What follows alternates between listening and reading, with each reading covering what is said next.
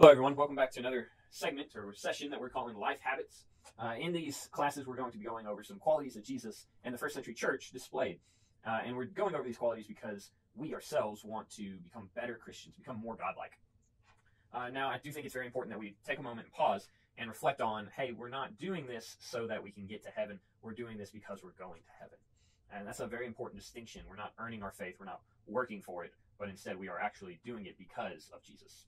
And so as we're wanting to grow, to become more Christ-like, to become better Christians, we understand if you've been in church for a long time, or if you haven't, you know that church is a good thing. You know that having community around you is a good thing, and we'll talk more about that next week. But with this understanding, we know that being surrounded, and you're supposed to have a group of like-minded people trying to follow Jesus, and whenever you're with them, they help each other and feed off of each other. I think another important thing that we're going to talk about is that each one of these qualities that we're going to talk about in this series, which is solitude, community, feasting, fasting, praying, and acting, all of them tie in together. You can have community while you're feasting, and you can have community while you're feasting and actually acting and doing something, or you can have solitude and fast, as we're going to see here in a little bit, or you can have fasting and praying going together. And there's going to be some of these things that they just kind of line up together. And in today's class, we're going to be looking at we're going to be starting in Luke chapter 4, at the very first verse of Luke chapter 4, as we look at times where Jesus stepped away for prayer. And if you look in Luke chapter 4, right above it, in Luke chapter 3, it says the temptation of Jesus. Right above it, it says the baptism of Jesus. And with the baptism of Jesus, I want you to think about this. Set the scene in your mind. Jesus comes to John, and there's great crowds around, and John baptizes Jesus, and a dove descends from heaven and lands on him and says, in a great booming voice, "This is my son, with whom I am well pleased." And this is a big moment. And so, going off this super high level, Jesus is led by the Spirit into the wilderness to be alone. And he fasts for 40 days. See, there's where I was talking about them going together, fasting and solitude. He's by himself, and he's fasting. My favorite part is in verse, I believe it's 2 of chapter 4. Yeah, verse 2 of chapter 4, he says, "For 40 days, being tempted by the devil, and he ate nothing during those days. And when they ended, he was hungry." I just think that's very funny. Duh, Luke, of course he's going to be hungry. Thanks for pointing that out. So Jesus has fasted, and he's been by himself. And I think it's very interesting that we see this big moment when Jesus goes off into the wilderness to be alone. Jesus comes back from the wilderness, and he does all these great miracles, preaches in the synagogues, heals many. After being tempted by the devil, he comes back, and next chapter, what's he do? Well, he calls some disciples together. And then he goes and cleanses a leper. Starting in chapter 5, verse 12. "While he was in one of the cities, there came a man full of leprosy. And when he saw Jesus, he fell on his face and begged him, 'Lord, if you will, you can make me clean.' And Jesus stretched out his hand and touched him, saying, 'I will, be clean.' And immediately the leprosy left him, and he charged him to tell no one. And he says, 'But go on, show yourself to the priest, make an offering for your cleansing, as Moses commanded, for a proof to them.' So Jesus tells him, hey, don't tell anyone. But then look at verse 15. 'But now, even more, the report about him went abroad, and great crowds gathered to hear him and to be healed of their infirmities.'" So these great crowds are pressing in, and they're like, "Heal me, Jesus. You're the Savior. You're Elisha come again." And they're all pressing in on him. And then verse 16, "But he withdrew to desolate places and prayed." But he would withdraw to desolate places and pray. Interesting tactic. Let's see how it works out for him. Go over and flip over one page, chapter 6. Starting, I'll just give you a brief summary of this story. So it's Sabbath day, and they're in a synagogue, and he was teaching, and the scribes and the Pharisees are all gathered around him, so that they might find a reason to accuse him, it says. But he knew their thoughts, and a man with a withered hand, he said, "Come and stand here." And they're all watching him. This man has a withered hand. And he says, "Hey, I ask you, is it lawful on the Sabbath to do good or to do harm, to save a life or destroy it?"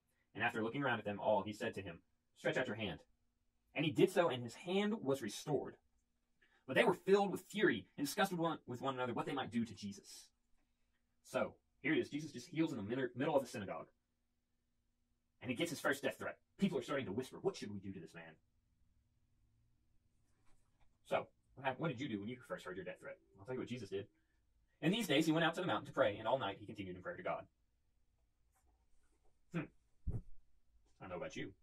Me, if I just found out I was about to be murdered or killed, or people were plotting against me, I want protection. I want people around me. Jesus goes and says, "I'm going to go be alone and pray to God." See, prayer goes in with that solitude there, and it's very interesting. We'll get to talk a little bit more about that. So jump over in your Bibles to Luke chapter 9. And so again, these are big moments that we find Jesus just withdrawing to pray. So Luke chapter 9, Now it happened that as he was praying alone, the disciples were with him. Now this is an interesting thing. Jesus was praying alone, but the disciples were with him. I don't know if it was like an alone together thing, like, hey guys, we're up here by ourselves, like a retreat, and he like says, go off and pray, be by yourselves, or if they were just standing around and they weren't communing with each other, they were focusing on God. I'm not sure. The Bible doesn't tell me this. But he says that he was alone, and the disciples were with him.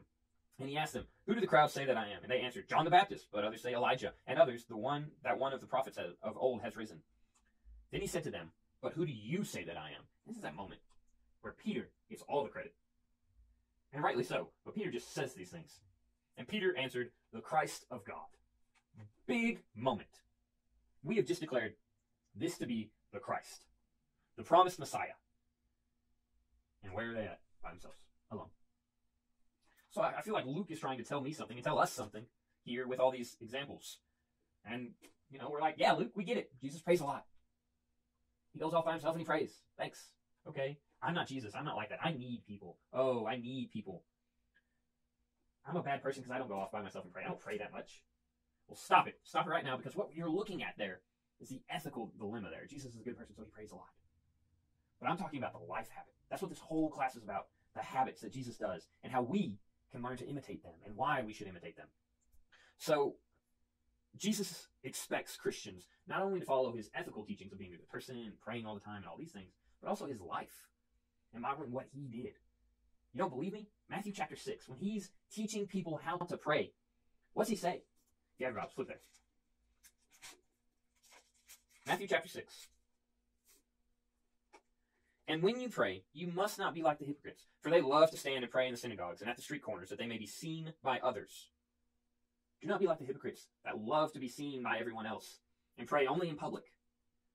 But when you pray, go into your room and shut the door and pray to your Father who is in secret. And your Father who sees in secret will reward you. Jesus tells us to go pray by ourselves, to go be by ourselves. So obviously this is supposed to be a teaching that we're supposed to be doing, being by ourselves.